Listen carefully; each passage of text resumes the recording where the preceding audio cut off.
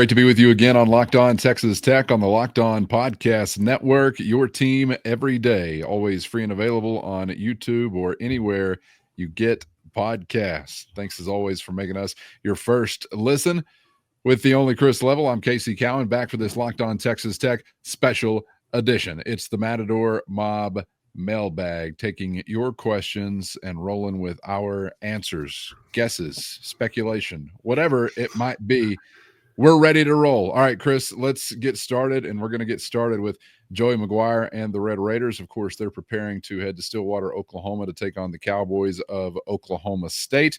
We have this question from Nathan asking, does Coach Maguire have a hard time letting Kitley run the offense? He says Maguire admitted he slowed Kitley down, changed the way the offense was running at Texas Christian.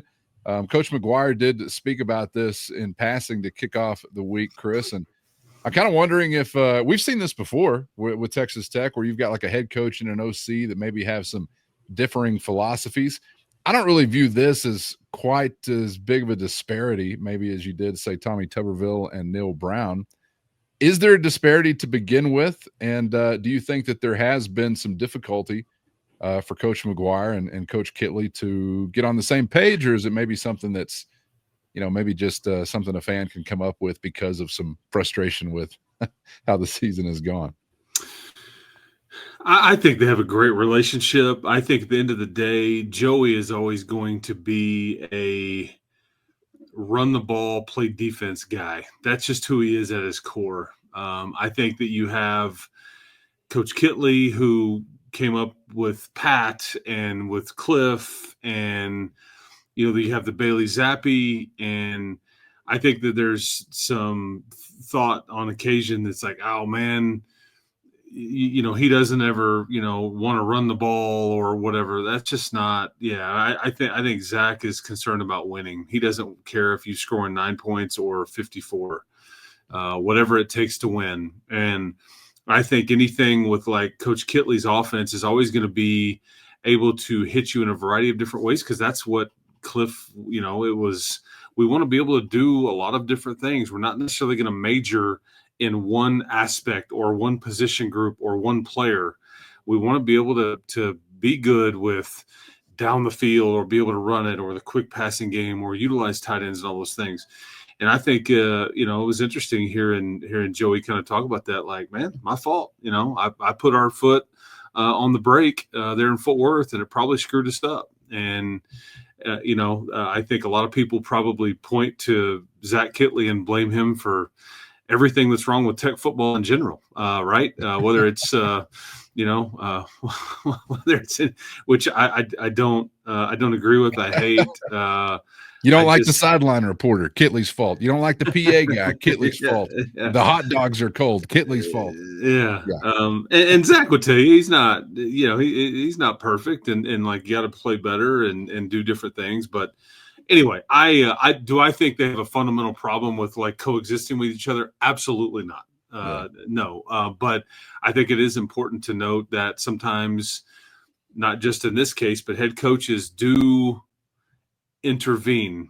Hey, we're going for it. Hey, slow it down. Hey, speed it up. Hey, whatever it may be. And that's the head coach's priority. He's allowed to do that because he is the head coach. But this is just kind of how it plays out sometimes.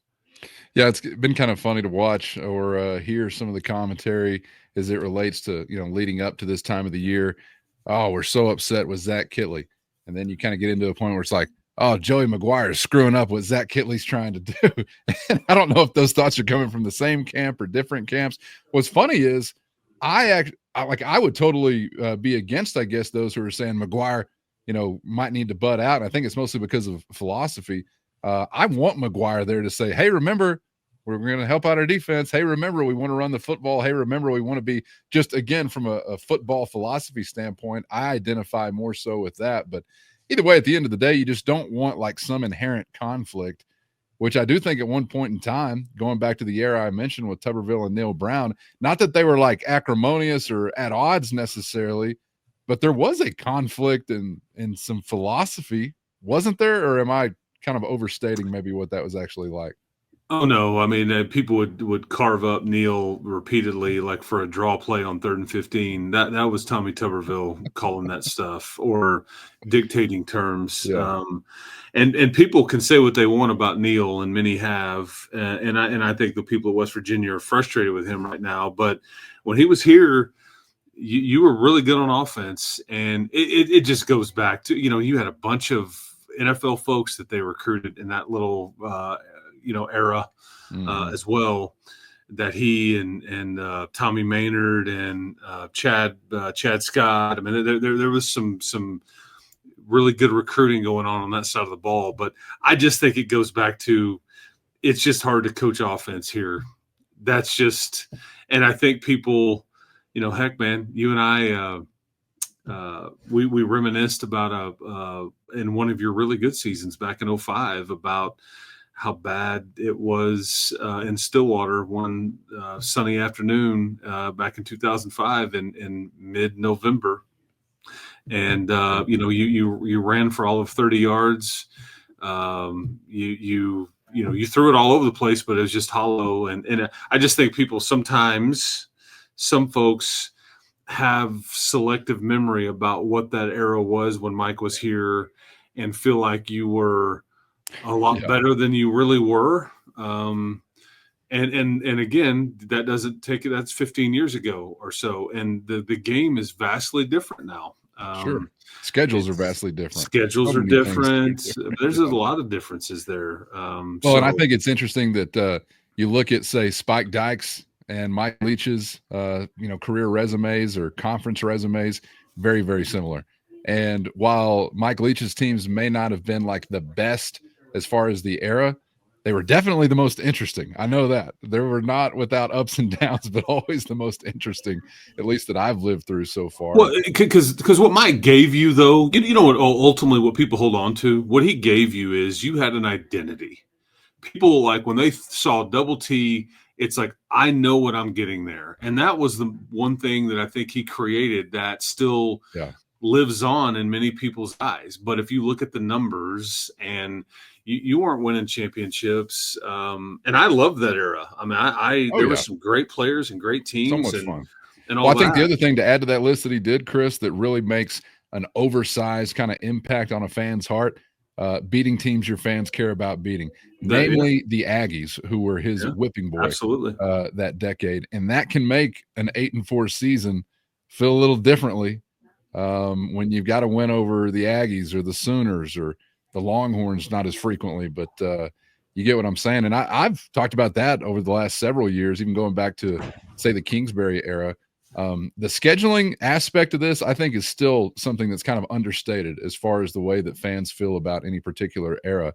Obviously, the schedule has gotten more difficult, just numerically speaking, when you talk about the non-conference opportunities and the way in which they've changed, in that you now have Power 5 opponents there. But I also thought, even before Texas and Oklahoma left the league, it goes double now. But I also thought back then, man, there are actually less opportunities for a Tech head coach to really wow his fans, because the Aggies ain't there anymore. Even like Nebraska being on the schedule, they ain't there anymore. Longhorns, Sooners. There are like some of these weeks that are like bonus point type of weeks. Like if you get a win, it's not just a win. Feels like even something a little bit more. Yeah, sink your teeth into. You don't have that anymore. Yep. And I guess it's TCU or Baylor and Oklahoma State. Maybe that's really. I think as you look back on it, I mean, we can debate it, and we're not finished yet. But you can, you may be able to look at it and go, if you. Is it Arizona State or is it Iowa State? Is your biggest win of the year? Yeah. And I mean, I don't know. And one of them was a massive win, but the other one is turning into, golly, didn't realize it at the time. But it's, I mean, they're pretty good, and they really haven't lost much at all since. Those two wins are going the opposite way, right? Like Arizona State, you get it. You're like, okay, great, nice. Right. And then they just get better and better and better. Iowa State, you're like, wow, we're good. And then they just get worse and worse and worse. Yeah, so they're kind of like disparate paths those two are traveling. All right, Nathan, thank you for that question. Let's get to the next one. This one from Milo, who wants to talk NIL dollars. He is asking about prioritizing NIL dollars to what he calls the big three.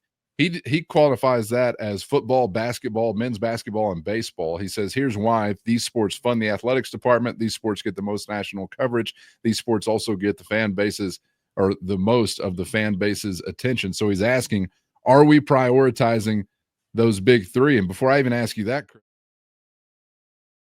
first, today's episode brought to you by Skylight Frames. Do you struggle to find the perfect gift during the holidays? Maybe gift giving isn't your love language. You overthink it, wind up with something disappointing, or nothing at all. We've got the perfect gift for you. Skylight Frame is the touchscreen digital photo frame your whole family is going to love. You can upload thousands of photos with your phone and watch them appear in only seconds. So easy to use, and setup takes less than 60 seconds. And you can even add new photos straight from your phone from anywhere. Only takes a tap on your phone to send new photos to a frame all the way across the country. It's the fastest, easiest way to keep loved ones in the loop. And the touchscreen is a game changer. You can swipe through photos, tap to see new photos sent, or even tap the heart button to say thank you to the sender. Plus, it looks great in any home. Photos are displayed in HD resolution, and you can choose from 5 different frame styles to set up in portrait or landscape. And the gift mode is amazing because you can preload it with memorable photos all without opening the box. Surprise them with old or new sentimental photos as soon as it's plugged in.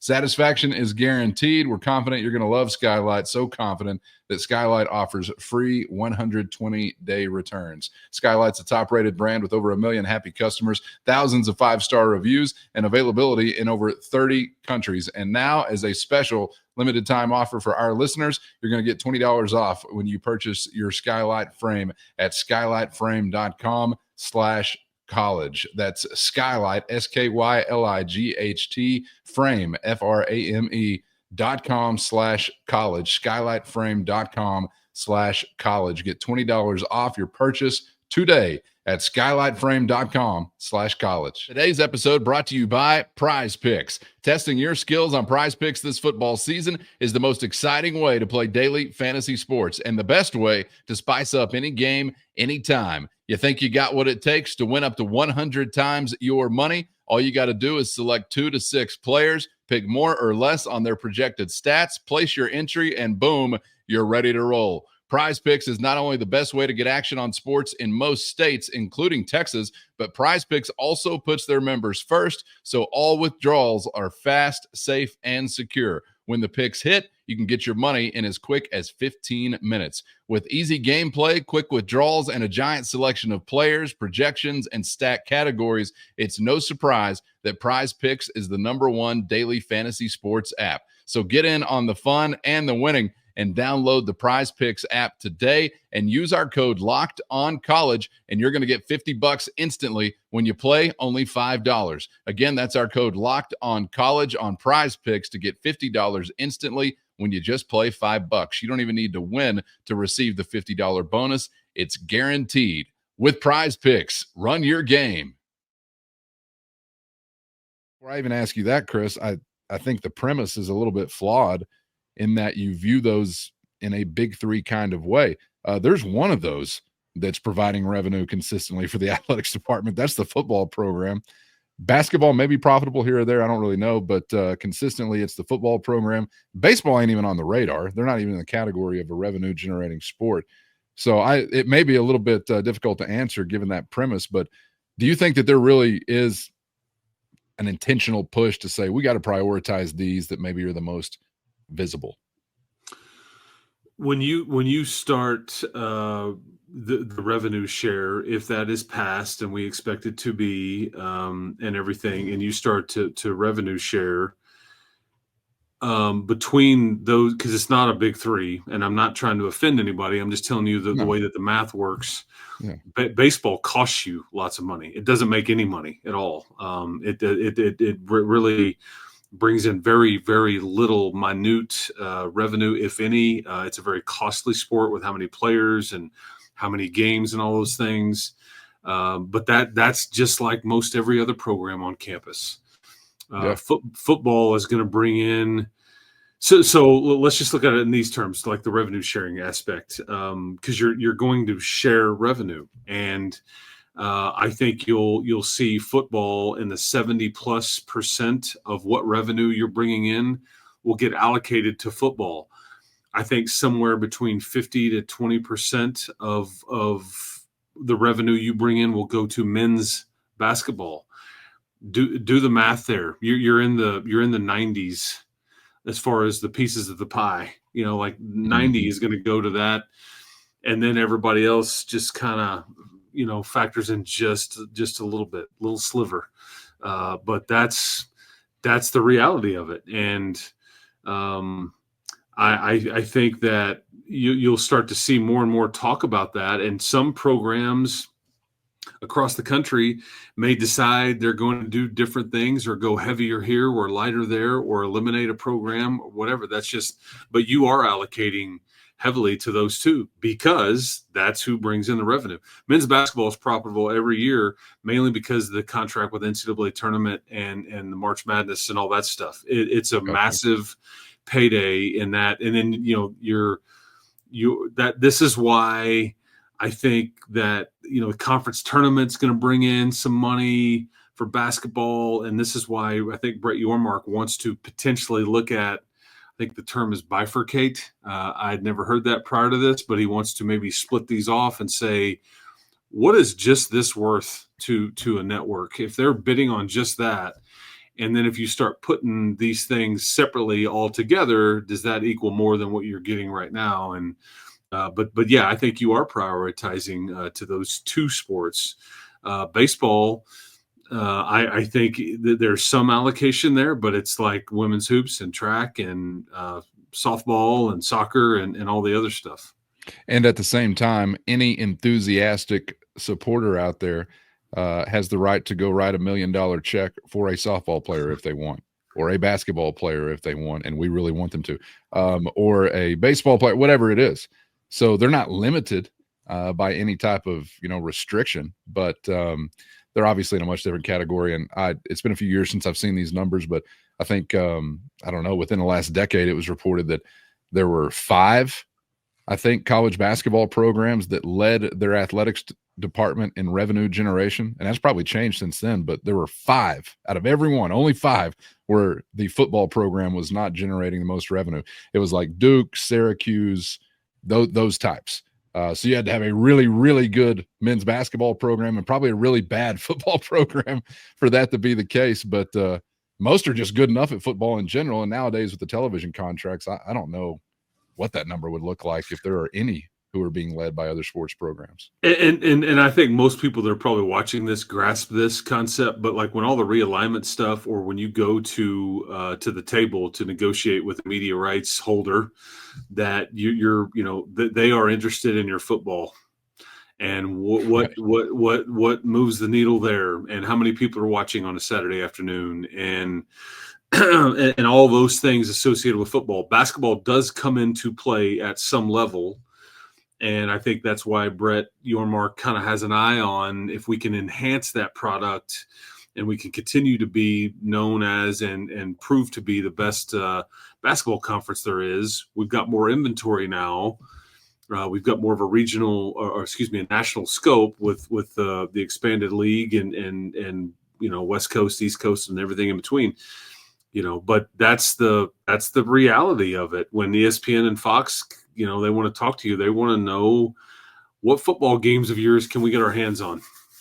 Right. That's really what moves the needle, because you're going to get lots of basketball games, even really good ones, on the ESPN Plus platform. Now that's part of ESPN going, we want people to sign up for that, so we're going to put Kansas or Texas Tech or whoever on that platform, so we get people to sign up so we can make our money back and all those things. But that's it's a football conversation mostly.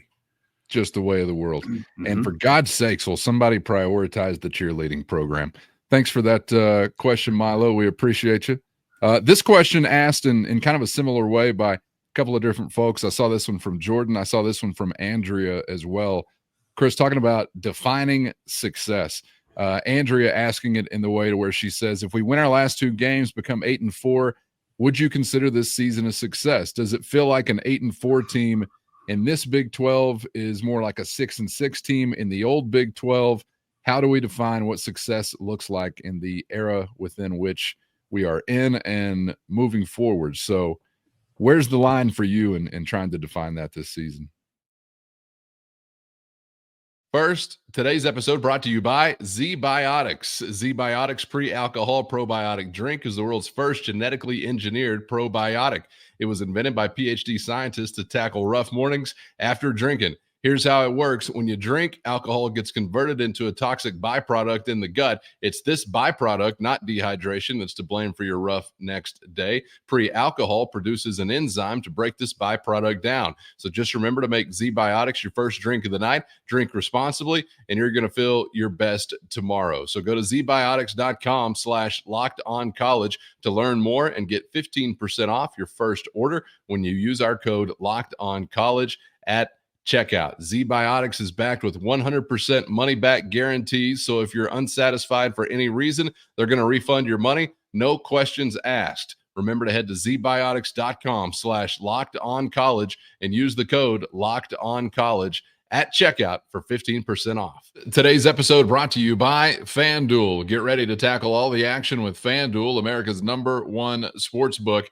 And right now, new customers can bet only $5 and get $150 in bonus bets if you win. The FanDuel Sportsbook app gives you everything you need to place live bets on the NFL and a whole lot more, all in one place. So when you get a hunch, a gut instinct in the middle of the game, you can check out the latest stats, view live play-by-play, and so much more, all on the same page where you place your bet.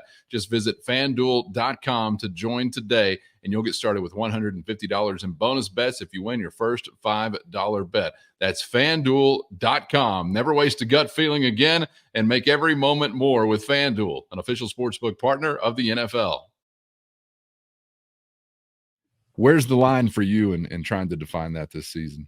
It's really, I think, one of the most difficult questions to answer, and it may be different for every school, or there's different contexts there, in injuries, your schedule, all that kind of stuff, how good your league is.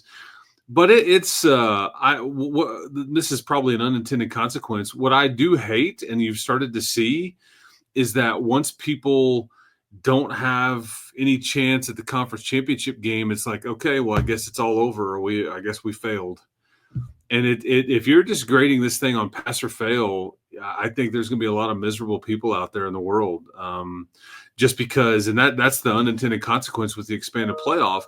More people are in it longer, but if you win 8 games around here, I don't think it's a failure. I don't think it's an unsuccessful season. I mean, because guess what? You haven't done that in a while. That's just the reality of it. You haven't been able to live in that. I mean, for Oklahoma State, probably an unsuccessful season. Yeah, I think that's fair to say. Yeah, I think so. But keep in mind, they've had, in the 19 years that Mike Gundy has been there, they've had a losing conference record 5 times. I think this is the 5th time. In that span, they've won 10 games or more. 10 games or more, I think 8 of the 19 years. And here we are holding on to some double-digit win seasons, and you can count them on one hand in the last 50 years.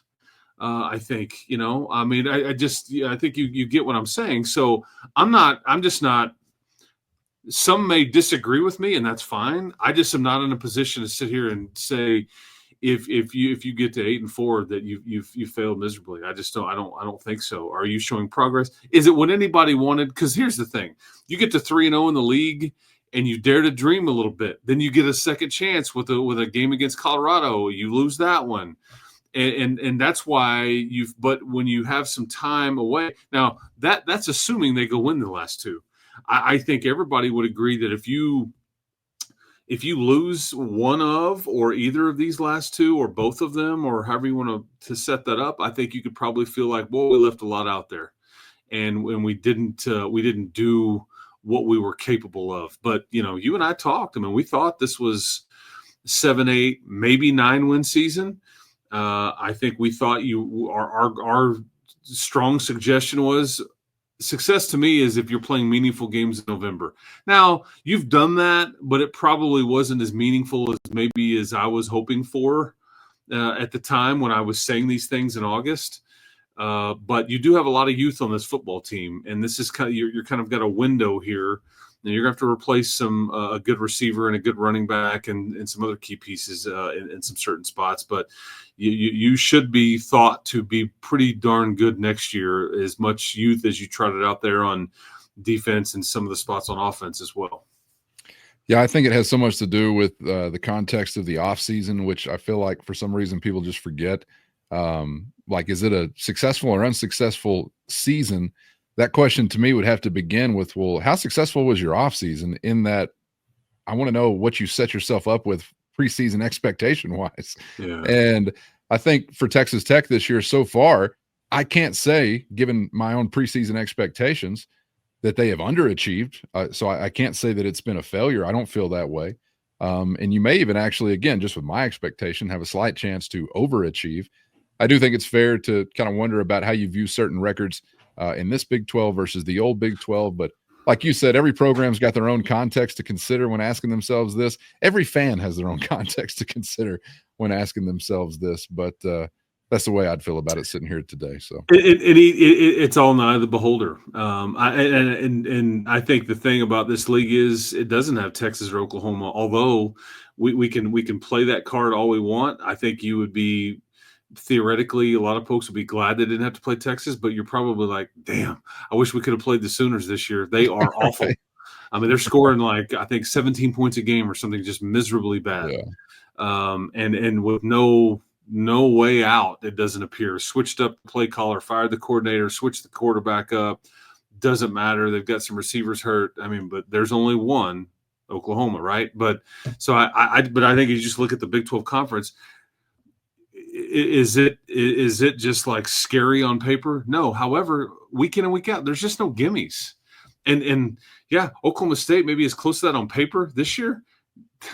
You're going to end up in a fight on Saturday. You're going to make it interesting. Oklahoma State's got NFL guys on their team.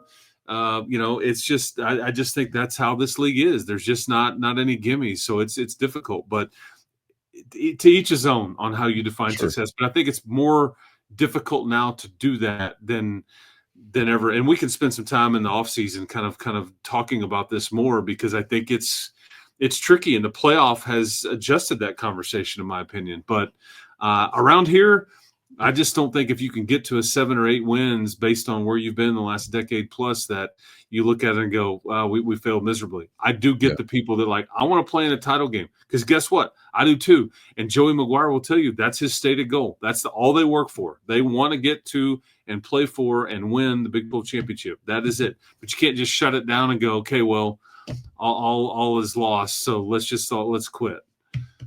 Yeah, I mean, fans can, team can't. Players, coaches can't. You get what I'm saying. Yeah, you get what I'm saying. All right, thank you for those questions from Andrea and Jordan. This one from Fernando, getting back to some of the dollars and the cents. Should any program invest any money in a freshman moving forward with this revenue sharing, unless they are 4 or 5-star rated or immediate impact kind of guy? Deion Sanders was actually speaking on this not too long ago. What do you think? Yeah, I mean, here's the thing. I think there's a million different philosophies out there on the way to go about this. I think so. With Deion, I'll just set that up. What he said is like, man, if we're going after freshmen, we expect them to play now. So we're going after high-end guys. Now, if they can continue to pick correctly with the other 30 to 40 guys they may add every year via the portal, that's a good philosophy. But can they pull the right guys from the portal every single year? Or is it better to, and you can look at some of the great examples of that's going on right now out there in the country on culture and homegrown. And we just dabbled in the portal and all those things. But, I think there's just different ways to go about it. And I think Joey is going to still be high school heavy. However, they're still going to take, 15 portal guys. I just, because I don't know if you can ultimately fix your line issues straight out of the portal every year, because you're competing with a lot of other folks that need to fix their issues too. And there's only so many really good players out there. Or are you better off like hey, let's get them, let's coach them up, let's develop them, and then let's keep them happy and all those things. I don't know. I just yeah, that's probably a great debate. I just know if you're Texas Tech, though, are you going to go money whip anybody for the best left tackle out there? I don't know if you're winning that battle. Same thing for an edge guy. So you better have some folks that you've got on campus that you've brought in and that you're coaching and developing. And then the one thing too about Dion, what he would admit, there's not going to be a lot of depth there. You know, that there's not going to be a lot of proven depth or things like that, and culture could be tricky. I mean, so I don't know, to each his own. What Colorado has done this year has certainly worked. They have high-end talent, and it has certainly paid off. Can you replace Shedeur Sanders and Travis Hunter and some of the folks that they replaced them with? Can you keep them all there? Remains to be seen, because it's all about staying good, not just about getting good. That's correct. All right. Thank you for that question, Fernando. This one from Ryan, talking NIL as well. Wanted to know if we could touch on NIL contracts in the future. Do you think we're going to see clauses for injuries or opt-outs or otherwise incentives? Are you expecting things that are, I guess, similar to what we're accustomed to with professional contracts? You cannot incentivize the pay because the pay is the pay. You're capped.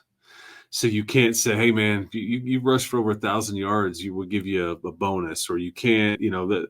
I do think institutions or collectives or whoever's in charge of these contracts will protect themselves with certain, and I think this will be a fairly general contract that gets utilized by a lot of because I think the Big 12, there's articles out there about the Big 12 is kind of put something together where all of their institutions can use the same thing. Mm-hmm. You're going to get into people amending these and like kind of adding this and that on there.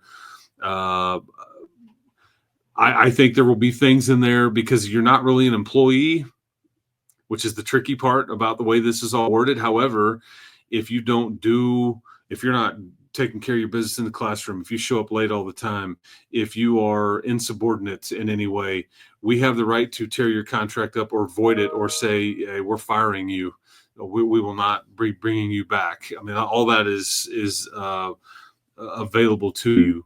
I think that some of the NIL aspects and some of the pay, if you get into the portal, like everything becomes null and void. Like we don't owe you, and the way that these things get paid out, you can theoretically, with certain guys, you can backload it, or you can give them balloon payment at the end, or you can do different things after the portal window. I mean, there's all kinds of tricky ways to get into this, to keep guys from getting into the portal or whatever. I mean, so I guess I'm trying to give context, but I guess the answer to the question is we're not real sure what all this looks like just yet. It's in its infancy, hasn't really even started yet, but I think there's a lot of possibilities for what is being suggested here to be included in said agreement. Yes. I think you can guarantee yourself there are going to be some harder lines drawn than what we've seen so far in these agreements, whatever that looks like.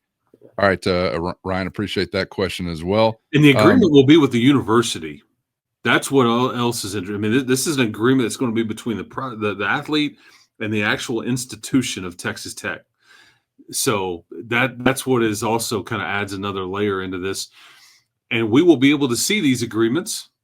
We will be able to see, I think, all the parameters in these agreements, including pay, because it will be FOIA-able if so. Freedom of Information Act would apply, so you may be able to see your entire team's payroll and all the stuff. I mean, it's going to be just out there. There's some things that come with this that people probably haven't thought about.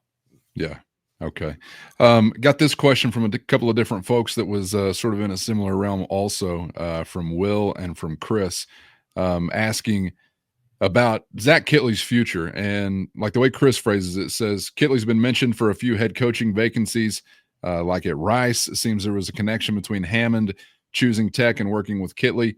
If a shuffle comes to fruition, do you think it impacts Will Hammond's future at Tech or other players? That's kind of what Will was asking, as well, as far as players tied really specifically to Zach Kitley. And I don't know, Chris, that question may be null and void if you don't feel like there will be shuffling, but what do you think about the immediate future for your OC and how that could impact some of your players on that side? I think he will get potential looks. I think that may shock some Tech fans, but there are people that are interested in an offense that puts up,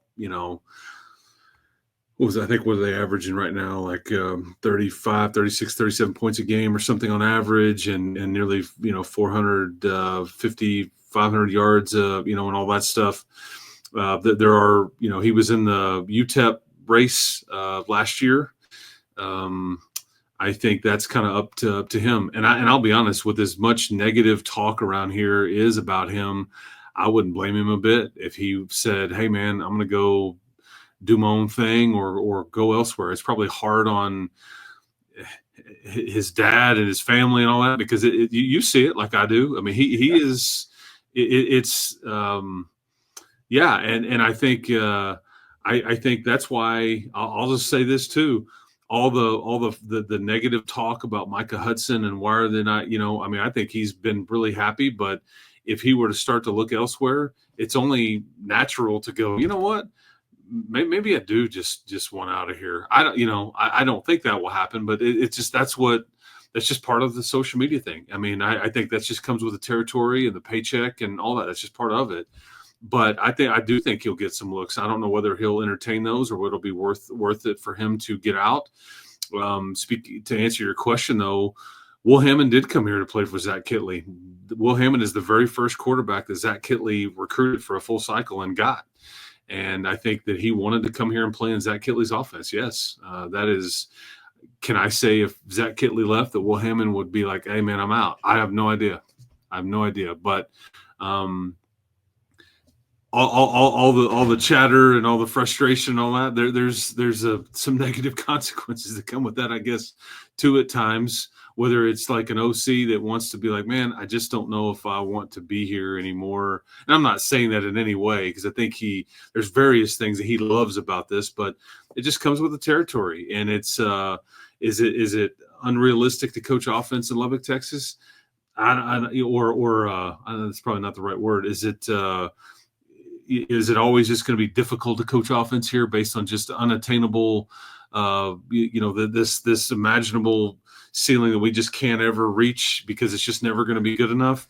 There's probably some truth to that. I mean, and we all see it. I mean, and I've touched on that, and people get mad at me, but it's like nobody ever says really anything about the defense, because I just think that the bar is so, I don't know whether it's low or you're just trained, your brain is trained to figure out what's wrong with the offense and what's right about the defense. And I think that's a very real perception out there. So I thought it was already hard to coach defense here, so now it's going to be just hard to coach either, I guess. Well, but you know what I'm saying. I hope Zach stays. I hope Will stays. That's my opinion. I think your football program is better off if those two things happen. And I'm just trying to add some context. I hope Micah Hudson stays, and I think he will. And I think Will Hammond would stay, and I think Zach Kittley will stay. But hey, man, been around doing this a long time. Things change. People make different decisions for what's best for them. There's now money involved. There's all kinds of new dynamics at play here. And who the heck knows what's around the corner in the next month or 6 weeks, because anytime I think I have it figured out or you have it pegged, you just don't know everything. It's so crazy to me to think about, I guess, a fan impact on somebody in that position. And I've never been in that position, but I would just, I guess I assume that if I'm compensated so well, like these, and this is me talking. Yeah, no, I know, but I would think it would be easier than easy to not give a single damn about what somebody's saying on Twitter or on a message board or any of that. I'd have no interest in it. Now, the guy that writes the biggest check and has his name on one of the entry gates, I would want to pay attention to maybe the damn that he gives. But there's a lot of different categories of college football program supporters. But do you think there was a second part to that question? Do you think if there was a move made or there was shoes that you had to fill, would you go after a similar offensive type of approach? Think there's a chance you could see something different? Or I'm not real sure. I really don't know what you'd do. I think you've got a roster that's built a certain way. Yeah, I really don't know what you'd do.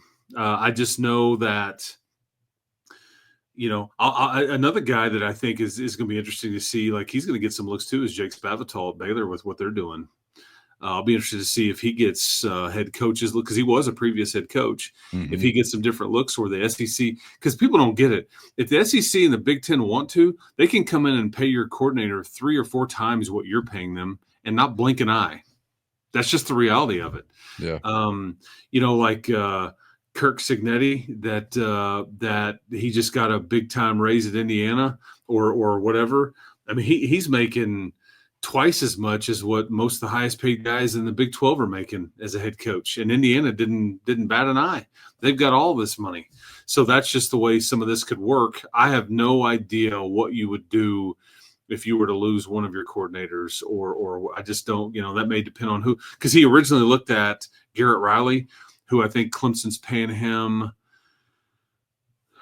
I want to say Garrett Riley, who was at SMU at the time.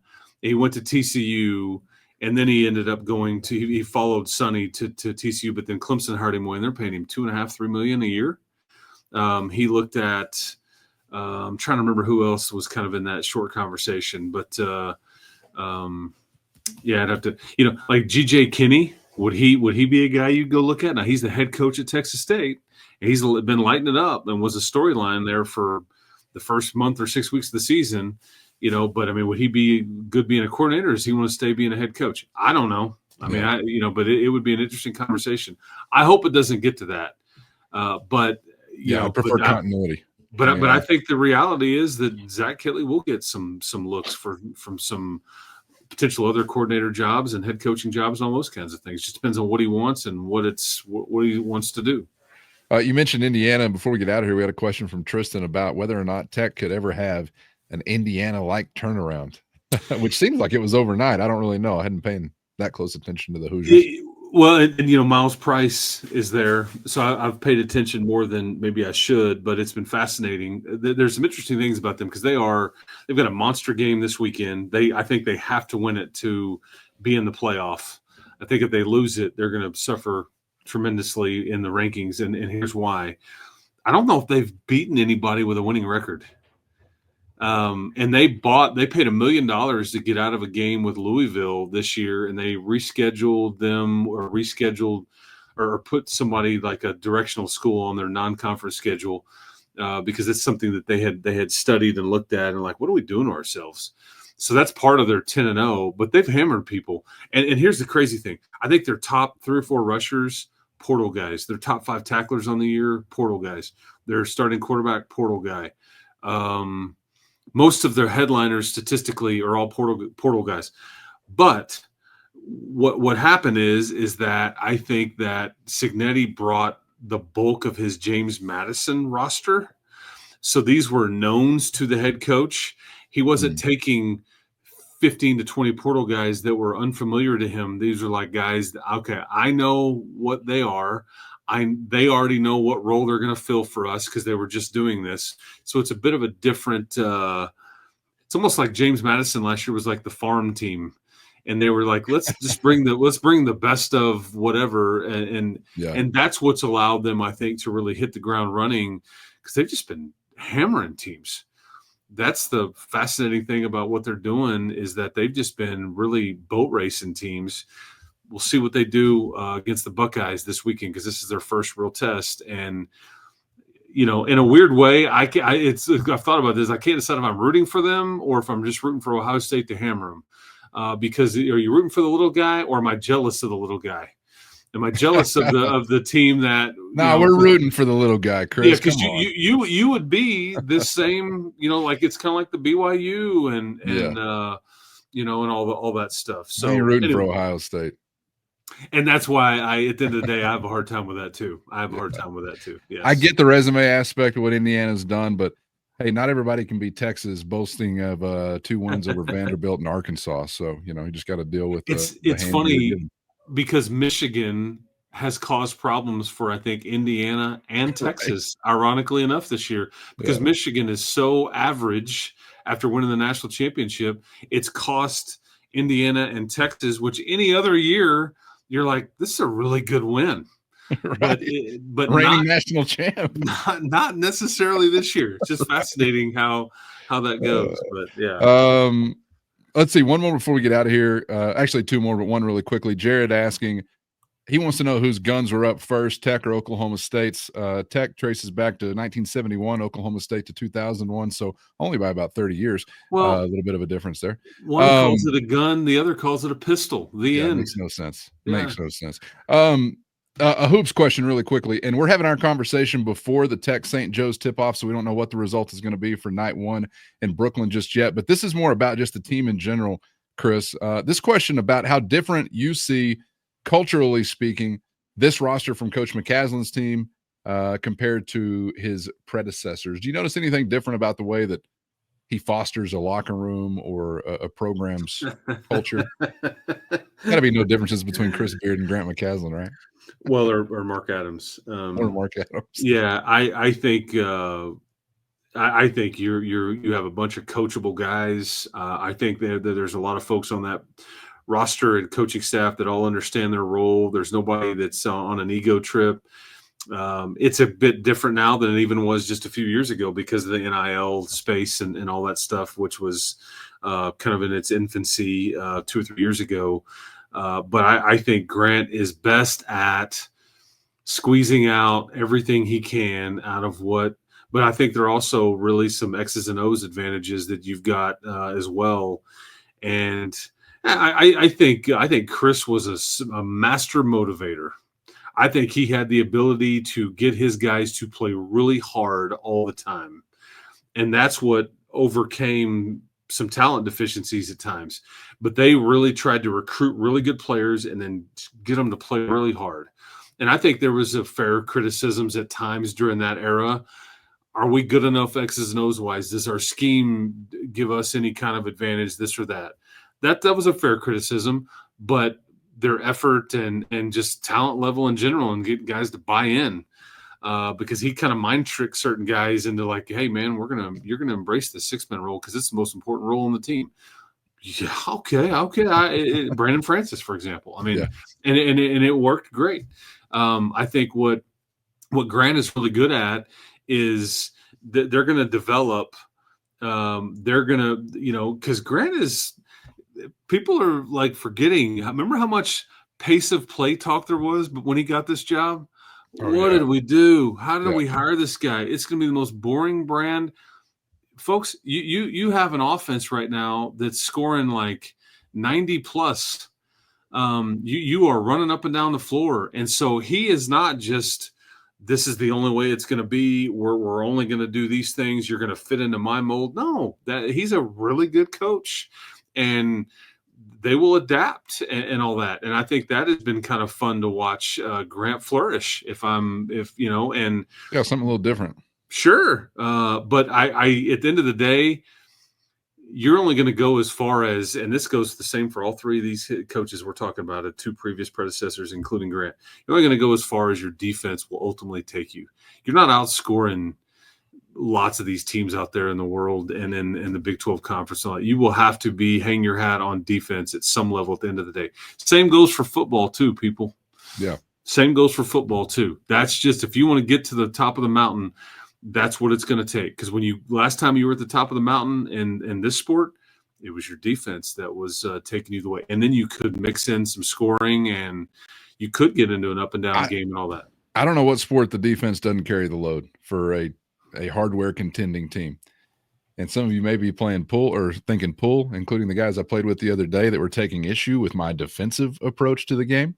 But whatever gets it done, that's the road I'm willing to travel down. Hey, before we're out of here, shout out to Daniel, our guy Daniel. He's a Matador mobster, and his stepson Jaden, who is also apparently a Locked On Texas Tech listener and or viewer. And Jaden went for 201 on the ground on 12 carries, 5 of those touchdowns, Chris, last week. Daniel was telling me he had never played high school football before joining the team as a running back in week 4. And then he goes for 201, 5 TDs on 12 carries and a 42-14 road win, I believe just a week or two ago. So wanted to give a shout out to Jaden and Daniel. Thank you for being out there. and keep the Red Raiders on your mind when you're considering future opportunities. Chris, thank you for being out there as well, man. Appreciate a little bonus time as always, all the insights and perspectives, and we'll see you for the next one. Sounds good, man. Keep hope alive, everybody. And these are all just words, man. These are our opinions. Keep the questions coming. Appreciate everybody's back and forth and all that, whether they agree, disagree, all that stuff. It's fun to kind of banter about and all that, talking Red Raiders. Oh, yeah. Get subscribed on YouTube or anywhere you get podcasts so you never miss an episode. And, of course, if you want to get in on this here Matador Mob Mailbag the next time around, become a Matador Mobster just by hitting the show notes. Hit the link there. If you're watching on YouTube, you can hit the QR code in front of your face. Try on a free 14-day trial. It's your direct line to Chris and myself with one-on-one text sent straight to your phone. All right, thanks for the time, as always, everybody, especially to those everydayers out there for being there once again. For Chris, I'm Casey, and we hope to see you back for the next round on Locked On Texas Tech.